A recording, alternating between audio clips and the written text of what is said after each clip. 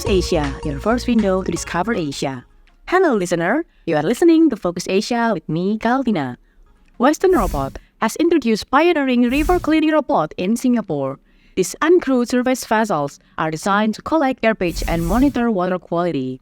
The robots are infused with 5G technology to enhance their capabilities.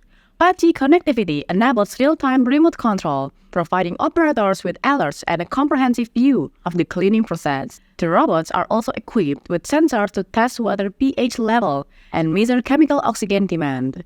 This comprehensive approach helps maintain a healthy water environment for diverse wildlife in Marina Bay. The river cleaning robots have been deployed in Marina Bay, a hub of activity in Singapore.